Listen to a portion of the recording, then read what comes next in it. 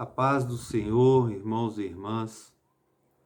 Hoje, dia 2 de agosto de 2020, vimos mais uma vez aqui pelo meio digital trazer a mensagem do Evangelho, a mensagem que o Espírito Santo nos tocou para trazer aqui para os irmãos.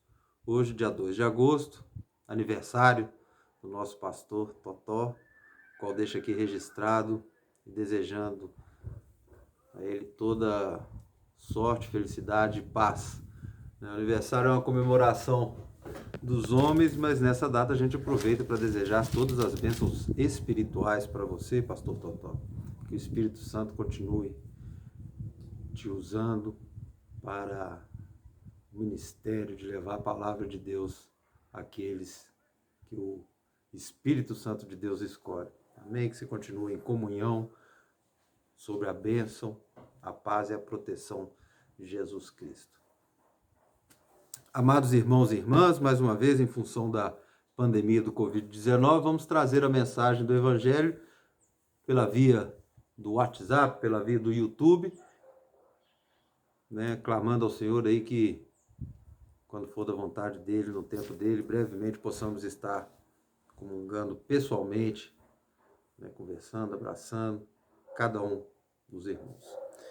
E a mensagem, irmãos, que eu vou trazer hoje está no Evangelho de Marcos. Marcos, no capítulo 1, versículos 14 e 15.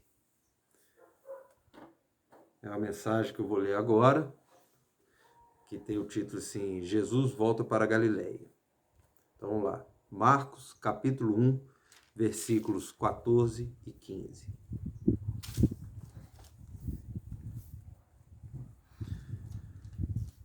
Depois de João ter sido preso, foi Jesus para a Galileia, pregando o Evangelho de Deus, dizendo: o tempo está cumprido e o reino de Deus está próximo. Arrependei-vos e crede no Evangelho. Amém? Essa é a palavra de Deus. São 2 versículos que trazem uma mensagem muito importante, muito profunda, e que eu vou estar, conforme a vontade que o Espírito Santo tocou em meu coração, e está trazendo aqui para os irmãos, para meditação, para discernimento, mas acima de tudo, para honra e glória de nosso Senhor Jesus Cristo.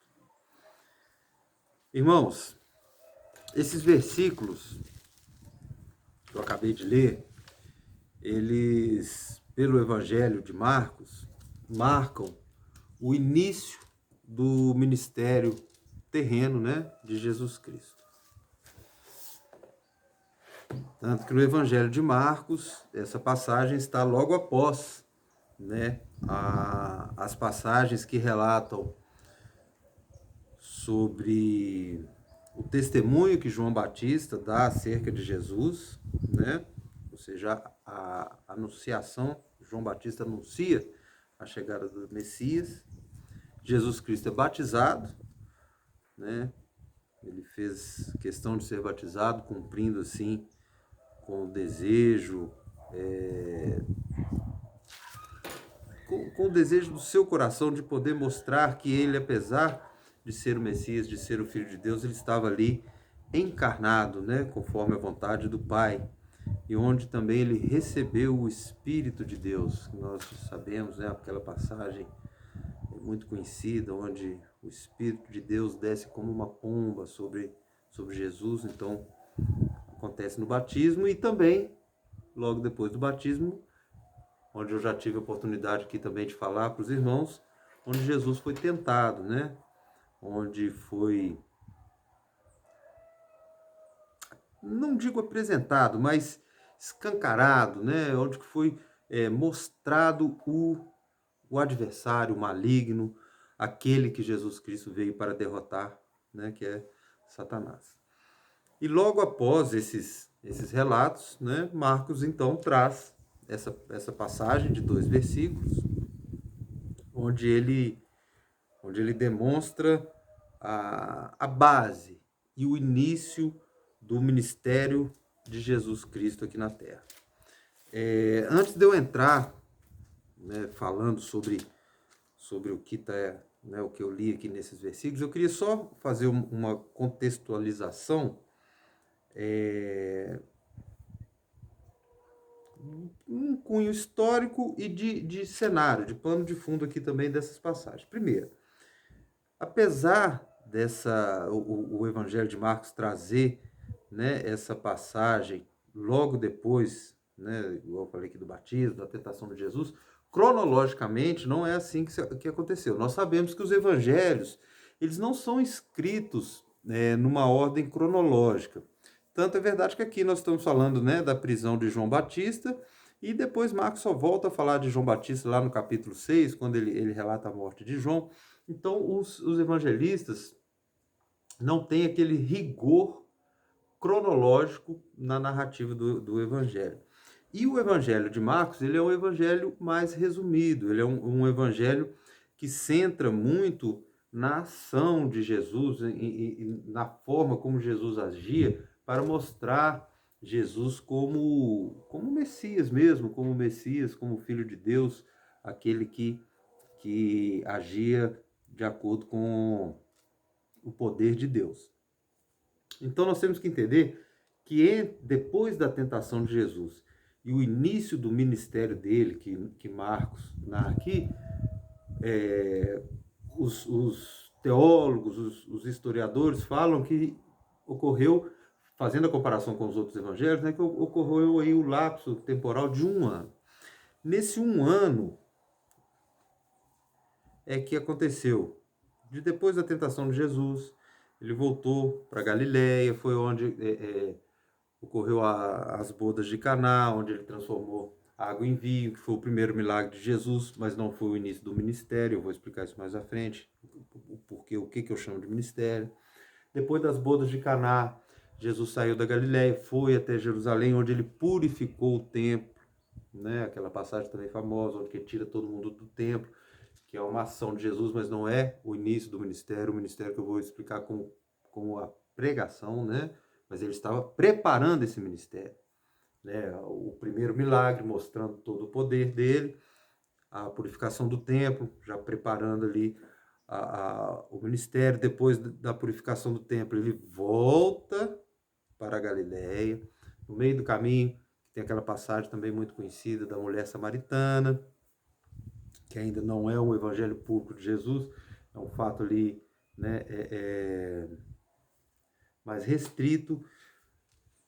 Então, na volta dele para Galiléia, quando esses fatos estão acontecendo, após a purificação do templo, após ele ter encontrado a mulher samaritana, é que ele fica sabendo da prisão de João Batista, e ele volta então para Galiléia, e é onde a gente se situa aqui com Marcos iniciando, né?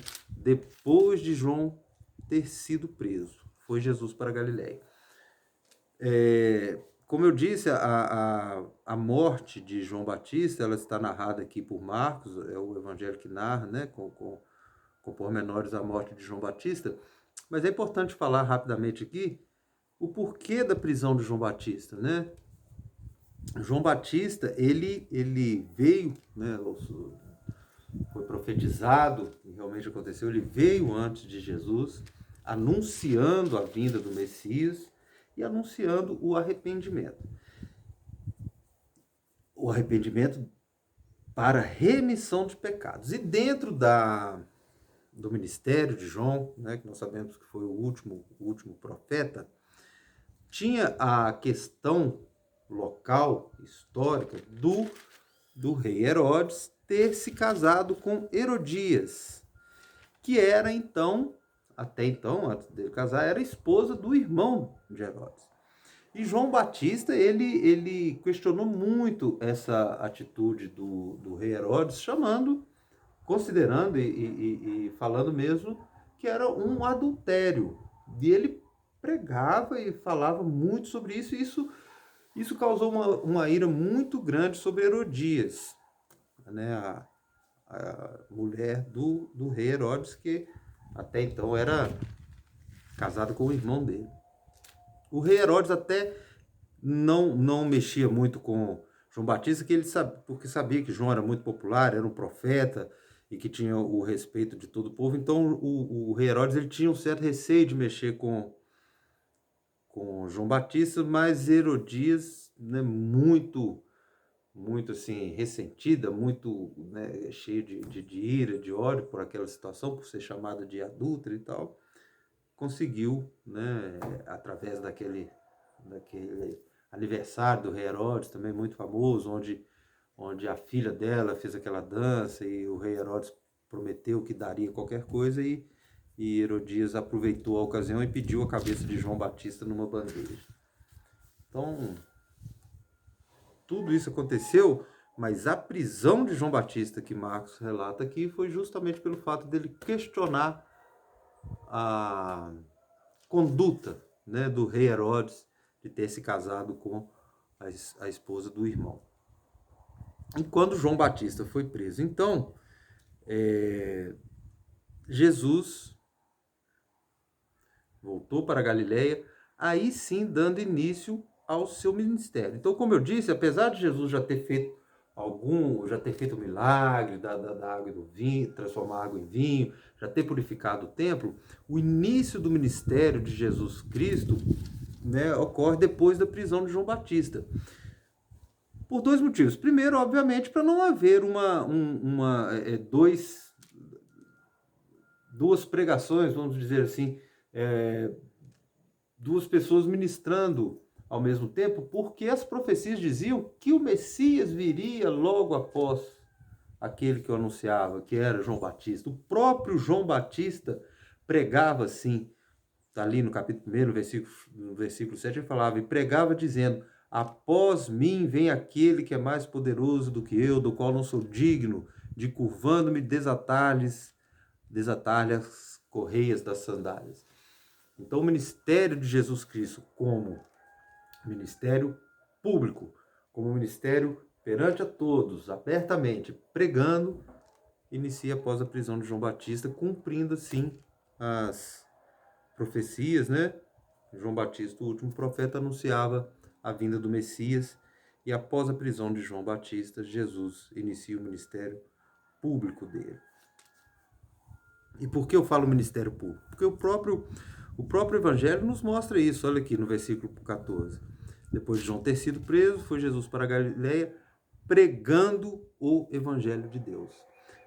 A palavra aqui que usada, né, no grego, né, a gente, se for pegar na internet, a gente consegue achar tudo isso, essas comparações da escrita grega, né, com as traduções que existem, a pregação aqui, quando Marcos fala que Jesus foi para Galiléia pregando o evangelho, esse verbo pregar é o mesmo que proclamar, é o mesmo verbo usado para, naquela época existiam os arautos do rei. Os arautos eram aquelas pessoas, vocês já devem ter visto em filmes, né, que iam para o meio do povo para proclamar algum edito, alguma lei, alguma determinação, alguma coisa que o rei estava querendo fazer público.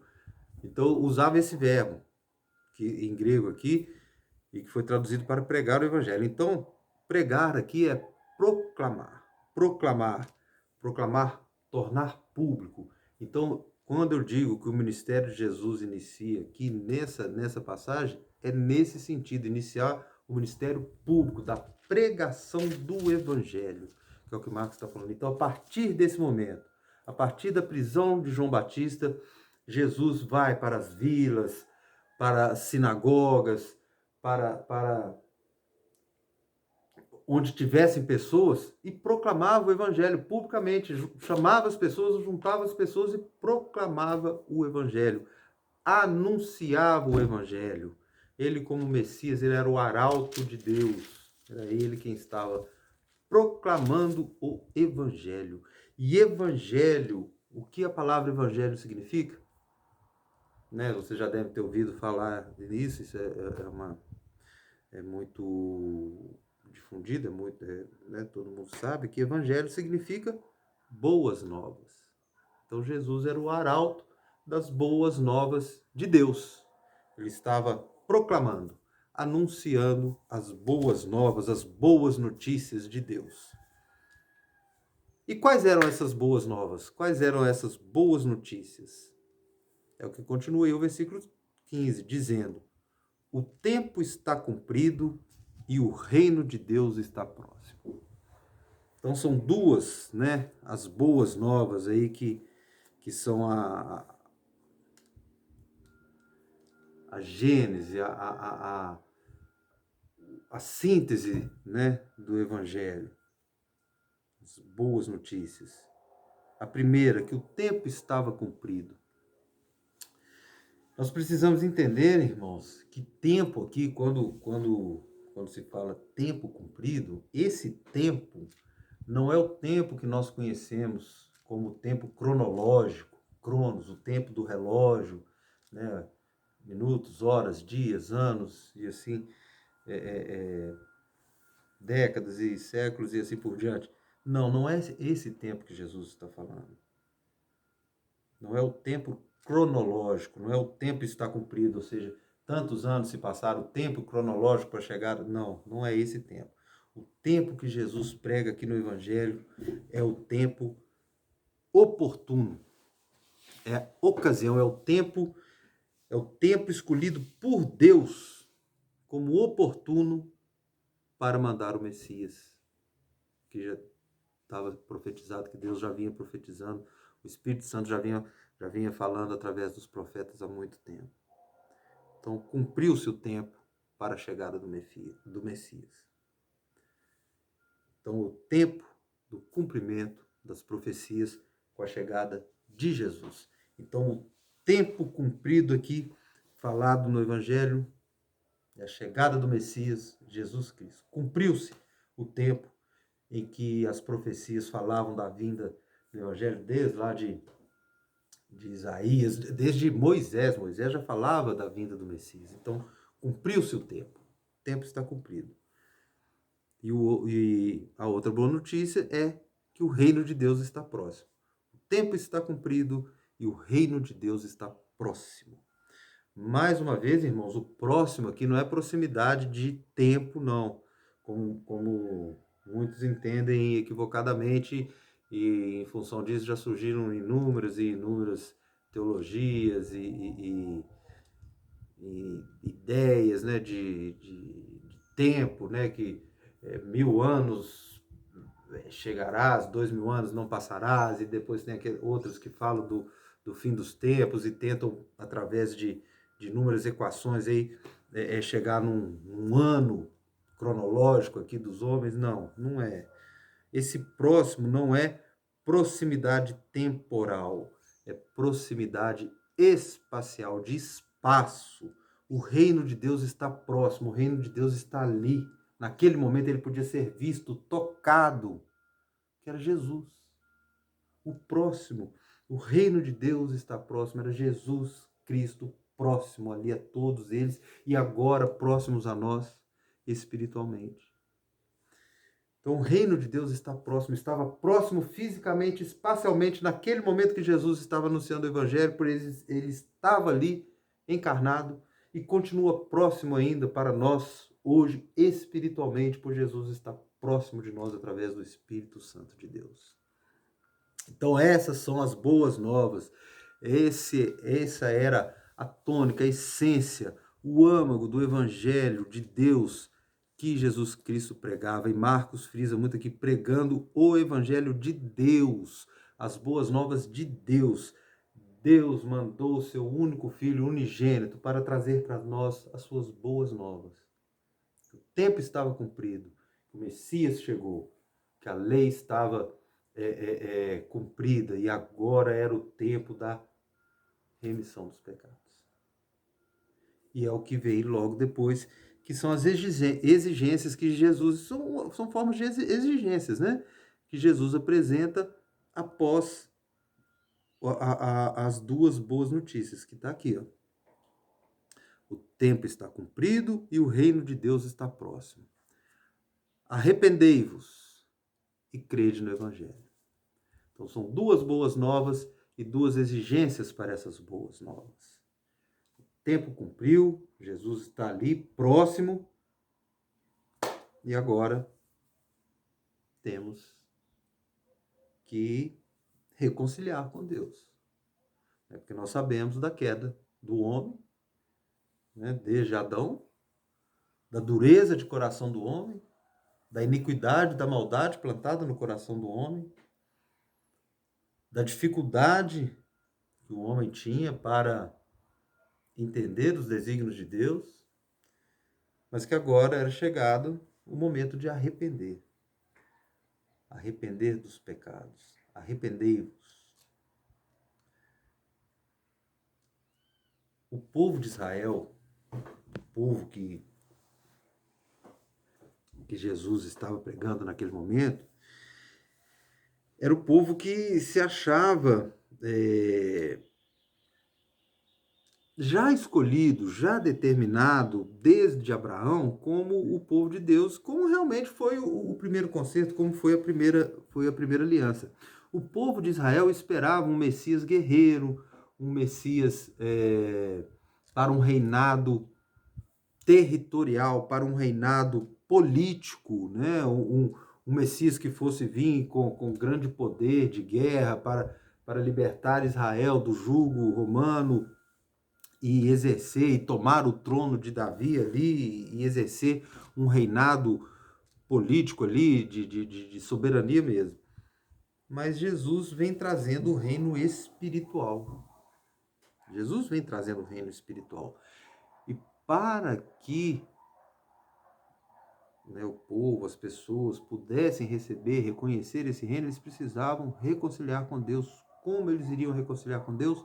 Arrependendo dos pecados e crendo no Evangelho, tendo fé, aceitando Jesus Cristo. Esse era o ministério de Jesus, essa era a pregação de Jesus naquele momento. Israel esperando um Messias guerreiro, preocupado com o reino terreno, né? Com o reino terreno de Israel, a nação escolhida por Deus, e vem Jesus trazendo o reino espiritual, pregando o arrependimento e a fé. E por isso que ele foi rejeitado pelos israelitas, porque os israelitas eles tinham aquele pensamento, mas nós temos que arrepender do quê? Né? Nós cumprimos a lei de Moisés, nós somos o povo escolhido, nós guardamos o sábado, não é? Vem muito aquela parábola do pecador e do publicano. Então eles não aceitaram Jesus porque eles não viam o que arrepender. Mas o Evangelho traz essa mensagem de arrependimento para a reconciliação com Deus e a fé. E crer no Evangelho, crer, ter fé em Jesus Cristo, que Deus ofereceu essa reconciliação através do arrependimento dos pecados e através da fé naquele que ele mandou, o Messias, o seu Filho unigênito, Salvador, que padeceria na cruz do Calvário, derramando teu sangue para nos libertar. Nos libertar do jugo de escravidão, nos libertar através da fé do reino de iniquidade que estava e ainda está plantado no mundo. Essa é a mensagem do Evangelho, essa é a essência do Evangelho, e nós precisamos entender que esse reino espiritual de Jesus, o Evangelho nos ensina que esse reino espiritual de Jesus, ele ainda está conosco. Ele ainda está próximo. Como eu disse no início, Jesus não está em carne, mas ele está em espírito. Deus deixou, depois da ressurreição de Jesus, a ressurreição de Jesus foi o derramamento do Espírito Santo sobre nós para manter o reino de Deus próximos a nós, porque o reino de Deus, ele vem em duas etapas. A primeira etapa já veio, já foi cumprida com a vinda de Jesus. E a segunda etapa é a volta de Jesus na sua glória, que ele também nos prega no Evangelho, mas aí ele já vai voltar para juízo, para julgamento e para estabelecimento do teu reino, onde os iníquos irão ser julgados e onde haverá a Jerusalém espiritual. Então, são duas etapas do reino de Deus e nós estamos nesse período entre as duas etapas, entre a primeira vinda de Jesus e a sua volta na glória. É a primeira vinda em carne, para a reconciliação com Deus através do arrependimento, para crermos nele e recebermos o seu Espírito até a sua volta, para aí sim, na sua glória, nós sermos arrebatados e estarmos com ele na glória eterna. Então Israel não entendeu, rejeitou, os discípulos não entenderam naquele primeiro momento, né? Tem várias passagens, Pedro mesmo foi exortado por Jesus, porque ele não queria que Jesus fosse para a crucificação. Os judeus, mesmo aqueles que creram em Jesus, ainda viam Jesus como líder da nação, né? Tanto que quando Jesus chegou, né, em Jerusalém, já lá na paixão, no início da paixão, que ele entrou montado no jumento lá, ele foi saudado como um líder territorial ali, gritando Hosana, Hosana, ou seja, eles estavam recebendo Jesus achando que Jesus estava chegando em Jerusalém para tomar o trono de Davi, quando na verdade Jesus estava chegando em Jerusalém para ser crucificado. E eles não entendiam, mesmo Jesus anunciando, eles não entendiam, e só vieram a entender depois da ressurreição de Jesus, depois do Pentecostes e depois do derramamento do Espírito. Mas o que esta passagem, irmãos, nos ensina é que o ministério de Jesus trouxe esse ensinamento, que não existe outro caminho para o reino de Deus que não seja através do arrependimento e da fé. Não tem outro caminho. Não são pelas obras, meus irmãos. Não é pela religião. Não é pela religiosidade. É pelo arrependimento e pela crença no Evangelho. Não tem outro caminho. E esse caminho é o caminho que está até hoje, meus irmãos, conosco, através do Espírito Santo de Deus. Nós estamos ainda entre para nós que somos humanos, né? Podemos dizer nessa cronologia, entre a vinda de Jesus e a sua volta na glória. Enquanto estamos nesse tempo, ainda existe a possibilidade da reconciliação com Deus. Mas a reconciliação com Deus é somente através do arrependimento e da fé em Jesus Cristo. Ele é o caminho, a verdade e a vida. Essa é a mensagem, meus irmãos. Eu sei que nós já estamos no caminho, pois nós temos Jesus Cristo como nosso Senhor e Salvador. Mas essa é a mensagem que nós temos que levar para aqueles que o Espírito Santo trouxer até nós, para que nós possamos anunciar as boas novas, anunciar que o tempo está cumprido, que o Messias já veio, o Messias já está entre nós espiritualmente, ele está próximo de nós. Então, arrependai-vos e crede no Evangelho, em nome de Jesus Cristo. Amém.